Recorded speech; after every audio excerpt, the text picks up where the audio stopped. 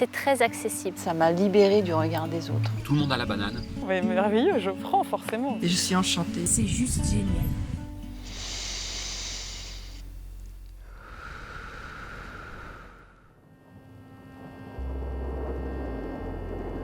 C'est au cœur de la nature que se déroulent les stages Life Force.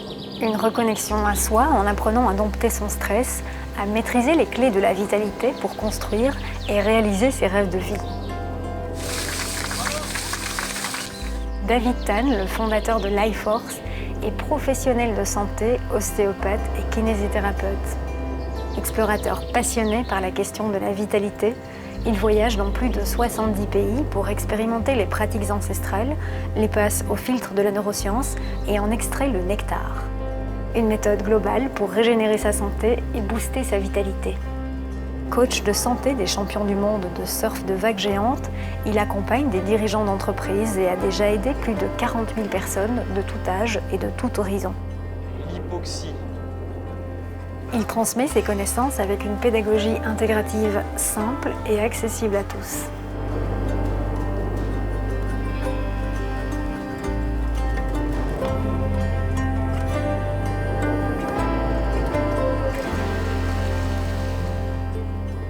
À travers la méthode que j'ai développée, la méthode des 5 piliers de vie, l'idée c'est vraiment d'utiliser la nature pour permettre aux gens de dompter leur stress et avec l'aide de la nature de pouvoir décharger et trouver aussi, de comprendre comment on peut se recharger.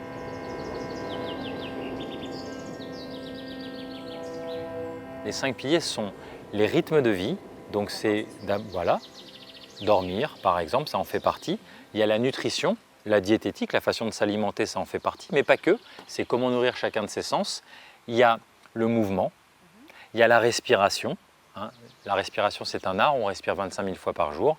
Et il y a l'état d'esprit. Je peux donner aussi l'image mentale d'une table qui est soutenue par ces 5 piliers. La table repose dessus, fondation de la vie, santé, vitalité. Et une fois que ça c'est en place, on peut se poser les questions de construire sa vie. C'est quoi mes rêves de vie? C'est quoi mes projets de vie?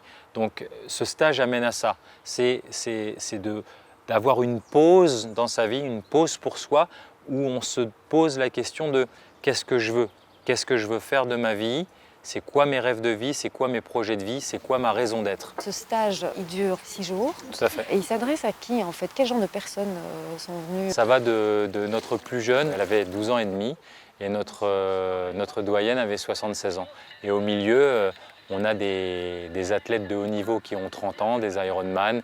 Comme on travaille avec des principes de vie, ça touche tout le monde et tout le monde repart avec des outils qu'il peut implémenter dans sa vie là où il en est. Les principes sont peu, les outils, les façons de les mettre en œuvre sont multiples. Tout le monde sait respirer, tout le monde mange, tout le monde dort, tout le monde va aux toilettes, tout le monde converse, mais on se rend compte souvent qu'on fait les choses automatiquement par habitude.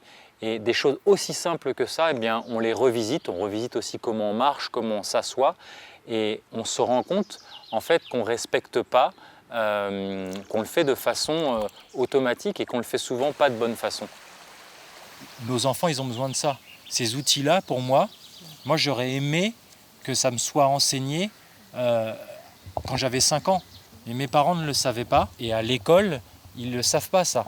Et c'est essentiel avant d'apprendre à nos gamins l'algèbre ou l'alphabet, s'assurer qu'ils savent bien respirer, qu'ils savent les règles de comment on fait pour dormir. Le sommeil a 2 dimensions, il y a la longueur et il y a la profondeur du sommeil, ça c'est fondamental. Et les gens ne connaissant pas le fonctionnement du sommeil pensent qu'ils peuvent commander, c'est eux qui décident quand ils vont dormir. Or ça ne fonctionne pas comme ça. Il y a des trains de sommeil qui viennent, on a des signaux primaires de sommeil le soir quand on commence à bâiller très fort et qu'on n'arrive plus à se concentrer. Ça c'est le moment à repérer pour aller dormir. Et souvent, les gens se rendent compte qu'ils sont au lit 1 heure, 2 heures, parfois 3 heures après leur premier signaux de sommeil. Donc ils ont loupé un cycle, parfois 2 cycles complets de sommeil. Et puis c'est comme ça progressivement qu'on s'épuise. Alors la nourriture qu'on mange en stage et la nourriture que je recommande vivement, c'est une nourriture qui respecte la règle des 3 V. Donc les 3 V c'est quoi? C'est une nourriture vivante, variée et végétale. Ça doit être 75 à 80% de notre alimentation. Quelqu'un qui est en pleine vitalité, en pleine santé, c'est quelqu'un qui a une forte capacité adaptative, qui est capable de s'adapter. Et l'idée de ces stages, justement, c'est de donner des outils concrets à travers une loi qu'on appelle l'hormèse sur comment repousser sa capacité adaptative. On a un corps pour intégrer, un cœur pour accueillir et une tête pour mettre du sens, pour comprendre ce qu'on fait. Donc il y a un changement d'habitude quand ces trois centres sont alignés. Pour ma part, au niveau des stages, je vais avoir un rôle d'assistant coach, donc je vais aider David dans les démonstrations pédagogiques et je vais accompagner les stagiaires pour corriger par exemple les positions, la respiration, pour tout ce qui est en la sécurité du groupe. Moi j'ai une formation de pompier volontaire à la base et c'est moi qui m'occupe de tout l'aspect technique et logistique. Une des valeurs de LifeForce, c'est la bienveillance. Donc un de mes rôles pendant les stages, c'est de prendre soin de chacun des participants, d'être à leur écoute et de pouvoir offrir un coaching personnalisé et individuel. On a l'habitude de dire que tout seul on va plus vite, mais ensemble on va plus loin. Donc l'énergie en fait du groupe fait qu'on va pouvoir vraiment s'entraider les uns les autres. Parfois voir des problématiques qui sont aussi chez les autres et se rendre compte qu'on n'est pas tout seul dans ces difficultés-là.